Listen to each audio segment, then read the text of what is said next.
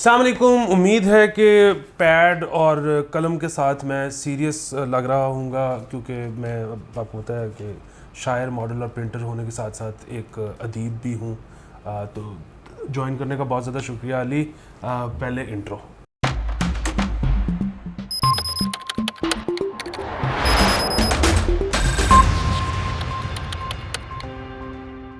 अच्छा अली, ये बिल्कुल सुप्रीम कोर्ट के फैसले वाला सीन हो गया है आईएमएफ से मीटिंग का भी, कि दोनों पार्टियां जो है वो लड्डू बांटती फिर रही हैं। कि कोई कह रहा है कि मुज़ाकरात कामयाब हुए हैं, कोई कह रहा है कि मुज़ाकरात कामयाब नहीं हुए। क्या हुआ है?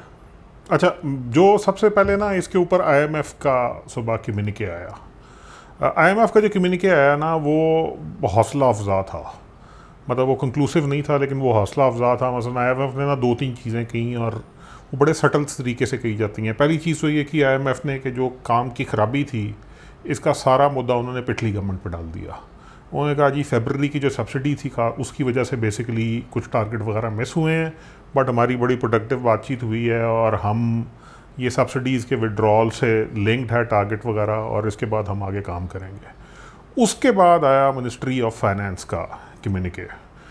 उसके अंदर भी बेसिकली मोरलेस वही बातें थी जो आईएमएफ की थी। ज़ाहिर सी बात है क्योंकि हुकूमत पाकिस्तान ने किया था तो उन्होंने थोड़ा सा और उसको पॉजिटिव कर दिया। मतलब जो थोड़ा सा कॉशन आईएमएफ में था उन्होंने वो कॉशन भी साइड पे कर दिया। अच्छा, उसके बाद फिर मिफ्ता इस्माइल साहब ने एक थ्रेड ट्वीट किया। उस थ्रेड में मोस्टली उन्होंने वही बातें की थी जो उधर थी, लेकिन उसके साथ उन्होंने ये भी कहा कि जी हम कमिटेड हैं इस चीज़ के ऊपर कि हम आईएमएफ के साथ प्रोग्राम चलाएंगे और हमारी कमिटमेंट हुई और चीज़ें आगे चलेंगी, which basically again is a positive signal. अच्छा, उसके बाद ना अब से कोई घंटा डेढ़ घंटा पहले राइटर्स ने सोर्सेज के थ्रू एक थ्योरी की, एक स्टोरी की, अब उनकी वेबसाइट पे आई है, और उसमें बेसिकली ये कहा गया है कि आईएमएफ ने ये कहा है कि जब पाकिस्तान फ्यूल प्राइसेस पे कैप रिमूव कर देगा तो जो ये $900 मिलियन की किस्त है ये रिलीज़ कर दी जाएगी। अच्छा, अब ना इंटरेस्टिंग चीज़ जो है ना इस सारे में वो वर्डिंग है। ये नहीं कहा गया कि जब पाकिस्तान सब्सिडी विड्रॉ कर लेगा, ये नहीं कहा गया कि जब पाकिस्तान ने जो कमिटमेंट की थी टैक्स लेवी की उसको इन्फोर्स कर लेगा।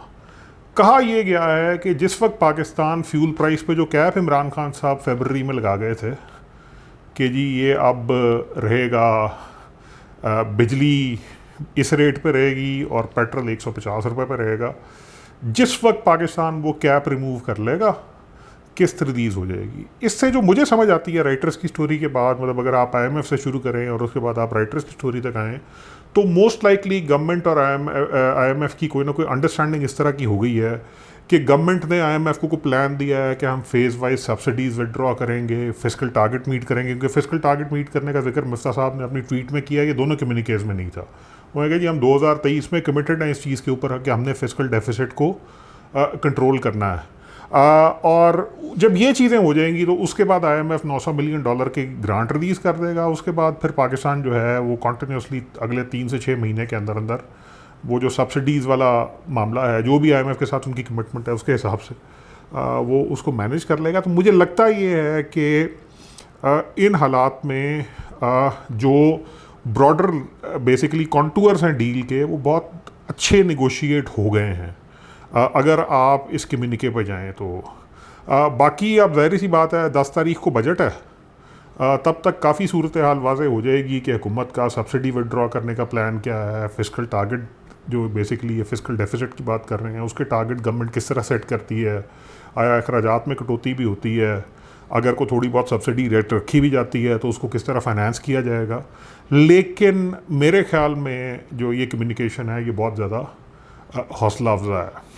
अच्छा, जो आप $900 मिलियन वाली ख़बर का जिक्र कर रहे थे, उसके साथ ही एक और ख़बर भी आई है कि पाकिस्तान कंसिडर कर रहा है गैस ख़रीदना कई मुल्कों से, जिसमें से रशिया भी शामिल है। बड़ी इस वक्त कोई अच्छी डील्स मिल रही हैं, लेकिन सवाल तो वही है कि पैसे कहाँ हैं।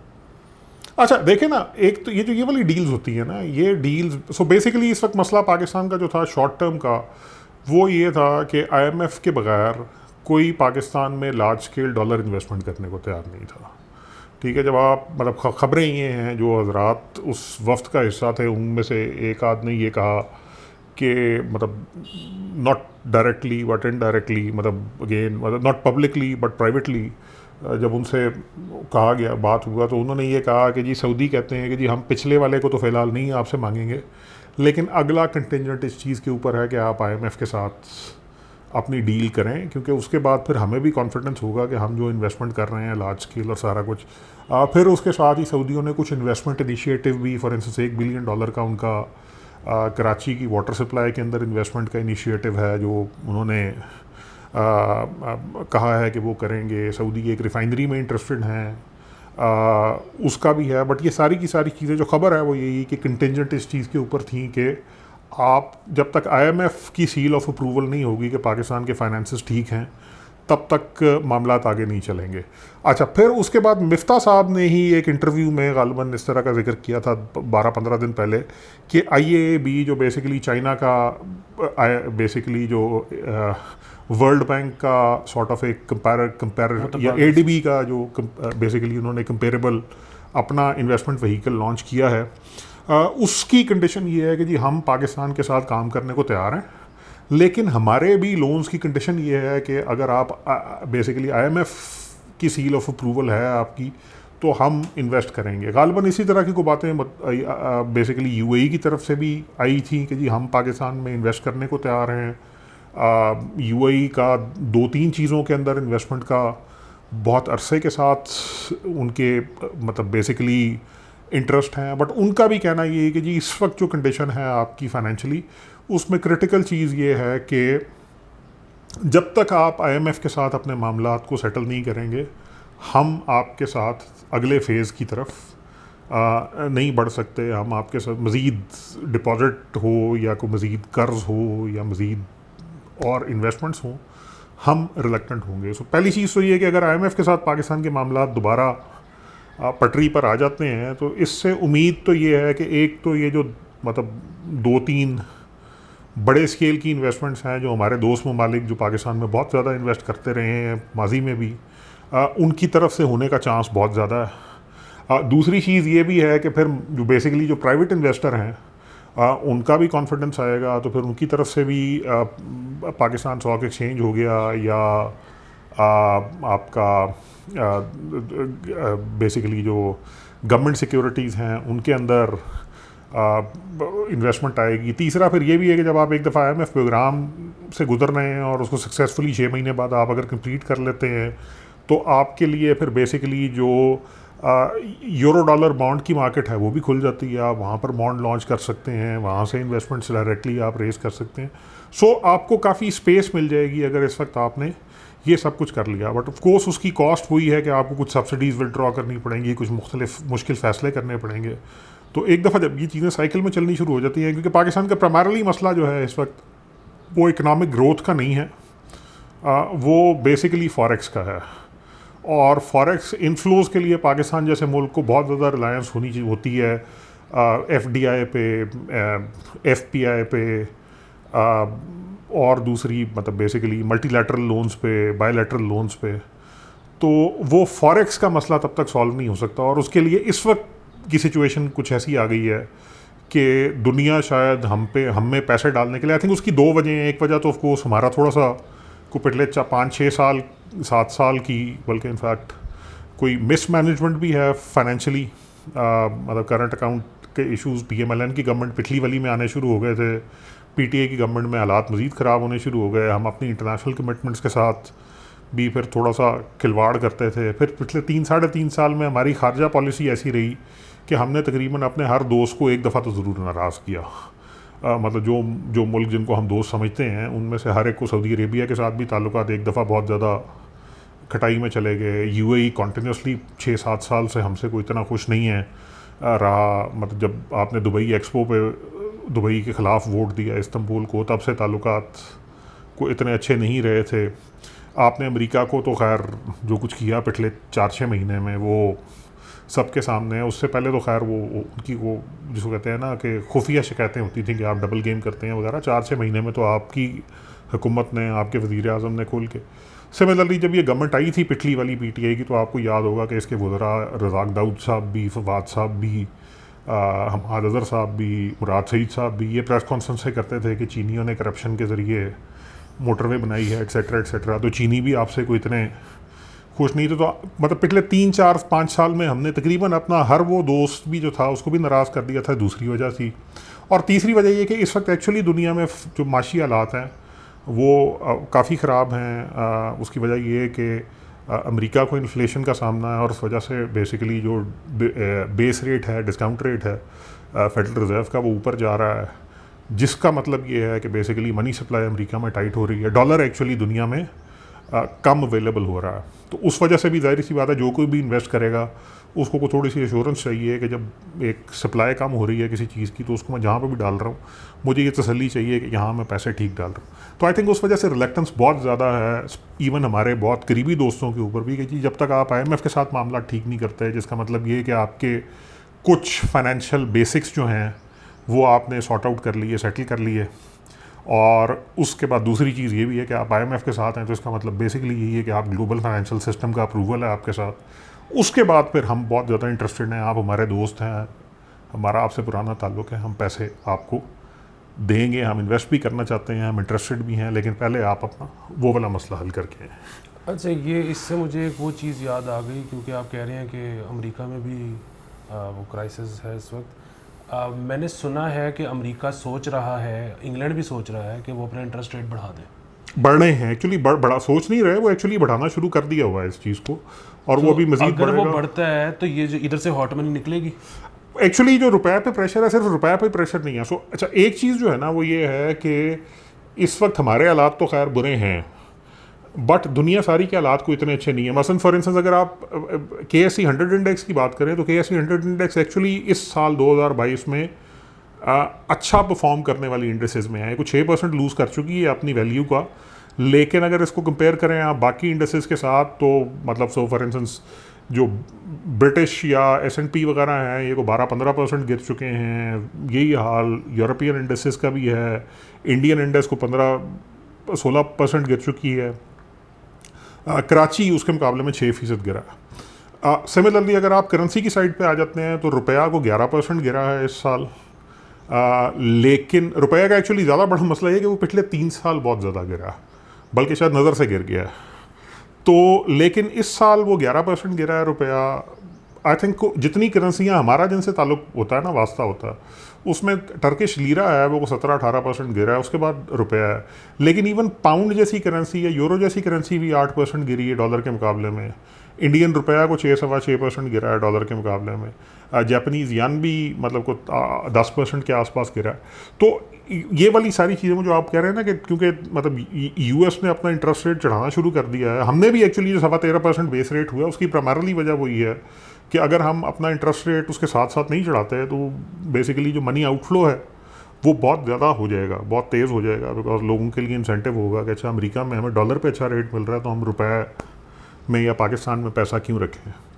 तो ये सब चीज़ें बिल्कुल आप सही कह रहे हैं, ये इशू है, और ये इशू अभी एटलीस्ट इस साल के आखिर तक रहेगा। हो सकता है कि अगले साल जून तक भी चले कि जब US कॉन्टीन्यूसली अपना इंटरेस्ट रेट चढ़ाता रहेगा। जब एक दफ़ा फेडरल रिजर्व ये डिसाइड करेगा कि अच्छा जी अब हमने इंटरेस्ट रेट बढ़ाने की पॉलिसी रोक दी है, उसके बाद एक नया इक्विलिब्रियम आएगा, फिर उसके बाद चीज़ें आहिस्ता आहिस्ता सेटल होना शुरू होंगी।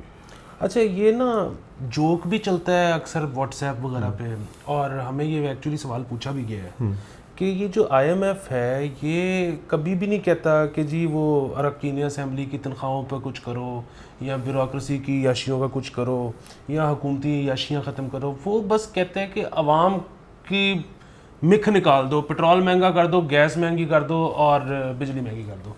तो ये ऐसे ही होता है? नहीं, ऐसे होता नहीं है। सो हमें ना दो चीज़ें समझने की ज़रूरत है। एक चीज़ तो जिस तरह हमने पिछली दफ़ा कहा था ना कि IMF में कोई आइंस्टाइन नहीं बैठे हुए, मतलब वो बस मतलब मुनासिब से इकोनॉमिस्ट होते हैं। मतलब इफ़ेक्टिवली IMF इंटरनेशनल ब्यूरोक्रेसी या ब्यूरोक्रेसी में कितना काम का बंदा आ जाएगा। सो पहली चीज़ तो ये है। दूसरी चीज़ ये है कि होता ये है कि वो आपके पास आते हैं, वो आप कहते हैं कि जी आप बल्कि उनके पास जाते हैं, आप कहते हैं जी हमें कर्जा चाहिए, वो कहते हैं अच्छा जी कर्जा चाहिए तो आपको अपने बजट की तफसीलात दें, अपने करंट अकाउंट की तफसीलात दें, उसको वो रिव्यू करके कहते हैं कि जी आपका डेफिसिट बहुत ज़्यादा है, आप इसको इतना लाएंगे तो हम कर्जा देंगे।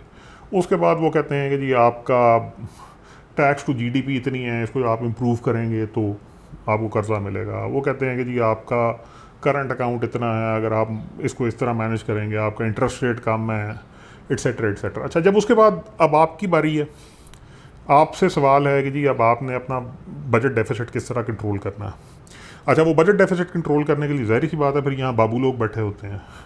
तो बाबू लोग कहते हैं अच्छा ठीक है जी, ये है डेफिसिट कम करने का तरीका, ये है कि मोबाइल फ़ोन पे पहले 16 रुपये कटते थे, अब 25 कटा करेंगे। कट लगाना है तो हम PSDP में कट लगा देंगे, कुछ और करना है तो हम इधर से कर देंगे। हमारे पे AC साहब का डाला जो है वो ज़रूर आना चाहिए, मतलब बाकी जो हम चीज़ें जो हैं वो इधर उधर से पूरी कर लेंगे। अच्छा, इससे ना दो चीज़ें होती हैं। एक तो ये होता है कि एट टाइम्स वो टैक्स के टारगेट इतने अनरियलिस्टिक हो जाते हैं कि उसको मतलब मीट ही नहीं कर सकते। फिर आप IMF के कभी प्रोग्राम से बाहर निकल आते हैं, मतलब फॉर इंस्टेंस IMF का प्रेशर आ रहा होता है कि जी आपने फिस्कल डेफिसिट का टारगेट मीट नहीं किया, आप कहते हैं कि जी वो हमने नहीं किया। फिर बाबू हज़रात इस तरह की चीज़ें यहाँ शुरू करते हैं कि क्योंकि BISP में पैसा जा रहा है 40 अरब रुपया, इस वजह से हम ये टारगेट मीट नहीं कर सके। ठीक है, वो आपको ये नहीं बताएंगे कि मतलब एक सर्टन कैडर से ऊपर की पेंशन में भी इतना पैसा जा रहा है, जिसमें पिछले साल भी 10% इजाफा हुआ था। ठीक है, सो वो पानी पूनी अपने में पानी नहीं पड़ने देते, वो जो भी कागज़ होते हैं IMF की तरह। अच्छा, फिर होता ये है कि कभी कभी ना मतलब हैं तो वो जो भी मामला आते हैं, जब बहुत 4-5 मतलब IMF के साथ 13वां प्रोग्राम है हमारा, तो अब मतलब थोड़ा थोड़ा तो समझ आनी शुरू हो जानी चाहिए ना उनको, वो जिस तरह मतलब इतनी देर के बाद तो समझ किसी को भी आ जानी चाहिए।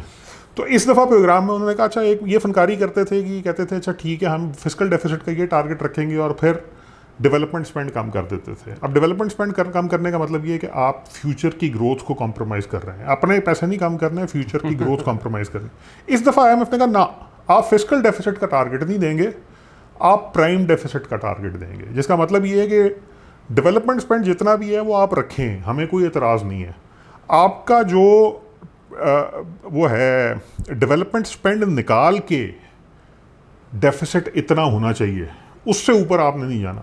सो IMF एक्चुअली जो एक अच्छी चीज़ हुई इस दफ़ा, जो डेवलपमेंट स्पेंड के ऊपर काटने लगे, वो सिर्फ एक इस वजह से बचत हो गई क्योंकि इस दफ़ा एक्चुअली IMF ने फोर्स किया। बाबुओं के ऊपर रहता तो उन्होंने यहाँ पे भी यही कहना था कि जी सड़कें, स्कूल, अस्पताल रहने दें, इस तरह हम पैसे पूरे कर देंगे आपके। तो ये इसमें IMF से ज़्यादा मतलब जो मसला है ना, वो बेसिकली हमारे अपना इंटरनल है। एक तो सीधी सी बात है, हमारा ब्यूरोक्रेटिक स्ट्रक्चर जो है वो कॉलोनियल है। दूसरा, इन ऑल फेयरनेस अब थोड़े से बेहतर हालात हो गए हैं, वरना पॉलिटिकल पार्टीज़ के अंदर मतलब ये इनकी शॉर्ट कमिंग है कि इनके पास कैपेसिटी बिल्डिंग नहीं है कॉम्पिटेंट लोगों की। मतलब आप PMLN को देखें तो 2-3 लोग होंगे जो एक्चुअली इन मामलात को समझ सकते हैं। यही हालात पीपल्स पार्टी के होंगे, इससे आधे हालात PTI के होंगे। तो ये एक शॉर्ट कमिंग है, इसके ऊपर अब काम हो रहा है। मतलब एक बड़ी अच्छी चीज़ ये है, मतलब मैं एक्चुअली ये बड़ी पॉजिटिव साइन है कि शौकत तरीन साहब जैसा एक मतलब कोर बैंकर, बिजनेसमैन, वो कह रहे हैं कि जी अब मैं PTI के साथ हूँ, I will defend it. So this basically means कि अल्टीमेटली एक certain level of capacity building party की हो रही है। मिफ्ता साहब हैं, वो भी बेसिकली मतलब एक कारोबारी आदमी हैं, वॉटन के PhD हैं। ठीक है जी, उन्होंने भी अब फैसला किया कि नहीं, मैं टेक्नोक्रेट नहीं हूँगा, मैं फुल टाइम सियासतदान हूँ। अब नवीद कमर साहब हैं, शाहिद खाकान अब्बासी साहब हैं, एहसन इकबाल साहब हैं, शेर रहमान हैं।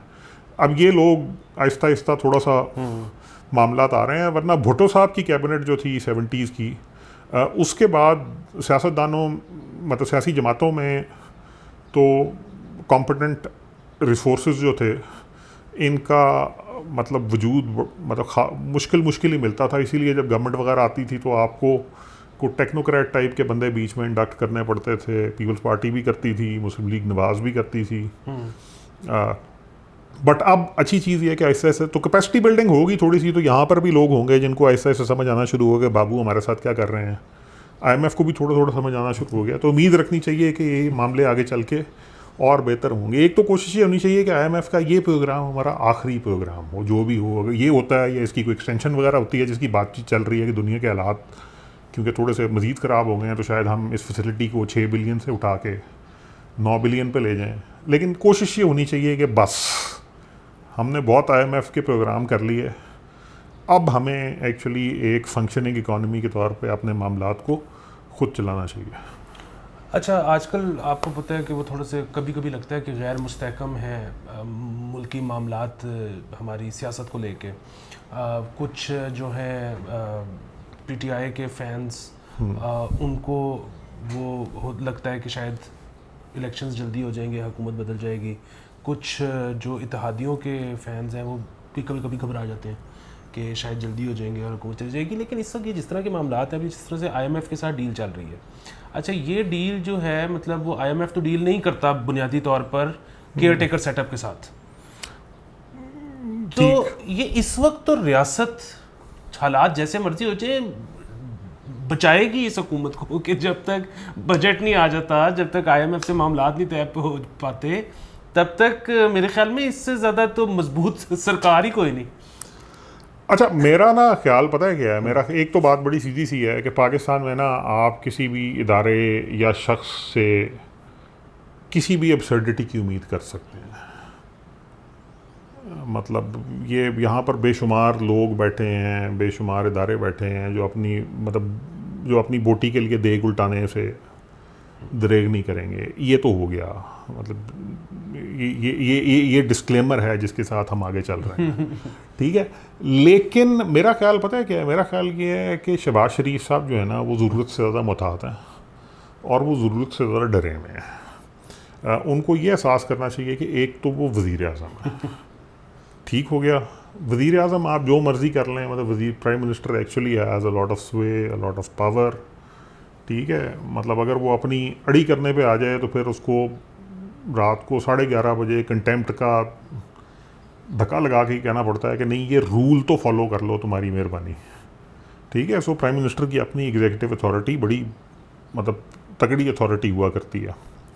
दूसरी चीज़ ये है कि आप वाली बात बिल्कुल सही है कि IMF मतलब अगर फॉर इंस्टेंस आज शहबाज शरीफ साहब ये कहते हैं कि जी क्योंकि अदालतें मेरे साथ इस तरह कर रही हैं और फ़ौज मेरे पे प्रेशर डाल रही है इलेक्शन की डेट का, तो मैं डील ही नहीं साइन करता।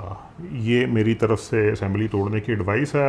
आप मुझे निकालना चाहते हैं निकाल लें, रखना चाहते हैं रखें, मैं हर कॉन्सिक्वेंस फेस करने को तैयार हूँ, मेरी पार्टी हर कॉन्सिक्वेंस फेस करने को तैयार है। तो 3 महीने की अनसर्टेनिटी कोई अफोर्ड नहीं कर सकता। मतलब इस वक्त अगर आज ये चीज़ हो जाती है तो सब सफाया, ठीक है। तो ये इतना बड़ा लेवरेज है, ये एक पहला। दूसरी चीज़ ये है कि अगर फॉर इंस्टेंस इवन ये मामलात हो भी जाते हैं, डील हो जाती है, पैसे जून के आखिर में आ जाते हैं, तब भी ये सिर्फ ब्रीदर है।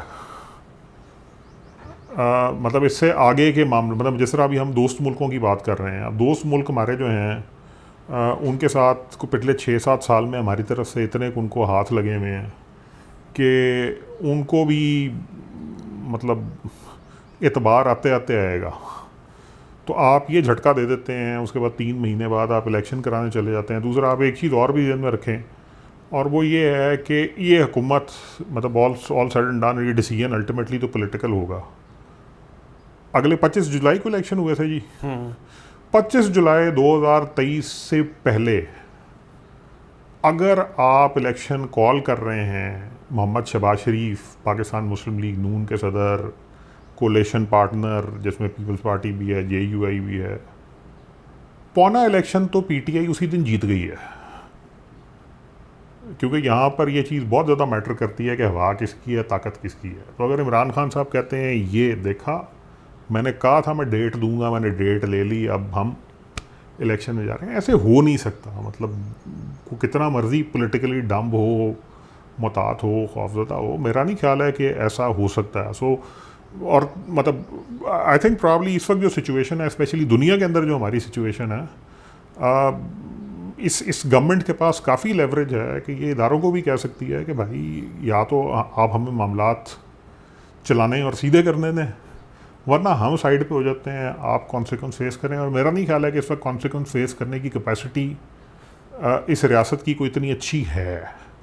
सो ये डर खौफ जो है ना, ये आई थिंक थोड़ा सा ज़्यादा है। दूसरा मेरा एक और भी ख्याल है, मेरा ख्याल ये कि जो हमारे सहाफ़ती और जो लिबरल ट्विटराटी हल्के हैं ना, उनको हर वक्त हजान की आदत है।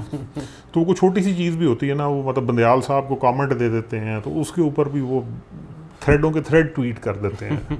अगर आपने ट्वीट करनी है तो आपने ट्वीट करनी है अली आफ्ताब सईद की तरह, सिर्फ आपने चीज़ें लेने हैं। ट्विटर को इतना सीरियस मीडियम है ही नहीं जिस पे आप कौम से खिताब करें। Thank you. अच्छा, आखिरी सवाल, और वो सवाल भी नहीं हो बल्कि फीडबैक है, उसको सवाल बना लेते हैं कि पिछले एपिसोड के बाद बहुत सारे लोगों ने कांटेक्ट किया, थैंक यू सो मच आप सबका। उन्होंने कहा हम ज़्यादातर बातों से तो इत्तेफाक करते हैं, लेकिन इंडिया वाली बात से जो है ना उस इख्तलाफ है। ये लिबरल लोग होंगे। वो कहते हैं कि वो आप देखें कि वो हम जिस तरह की चीज़ें एक्सपोर्ट करेंगे ना इंडिया को, वो बिल्कुल और तरह, मतलब हम लॉन के जोड़े और अचार और निम्को, हम ये चीज़ें भेजेंगे। अच्छा, एक तो काम ये करना चाहिए इन सारे लोगों को, मतलब एक तो देखें ना, लॉन के जोड़े जो हैं वो उनका ख्याल है जब वो दिल्ली जाते हैं तो अपने दोस्तों के लिए लेके जाते हैं तो उनके ख्याल में वहाँ बहुत डिमांड होगी। मैं आपको ना एक मिसाल मज़े की बात बताता हूँ इससे पहले कि हम हो जाए, बिल्कुल इससे हट के है, आपने दिल पे नहीं लेनी है बात। ये हमारे जो मतलब हमारे मुल्क में ना इस चीज़ का बड़ा रिवाज होता है, जो हमारा गोरा दोस्त जो होता है ना उसको हमको बहुत ज़्यादा कल्चरल सी आइटम देते हैं कि ये रखो, वो उस वक्त बड़ा एक्साइटमेंट शो करता है, बाद में वो ये सोचता रहता है मैं ऐसा करना की है। ठीक है, अगर वही आप उसको गैप की शर्ट देंगे ना तो वो दिल से खुश होगा।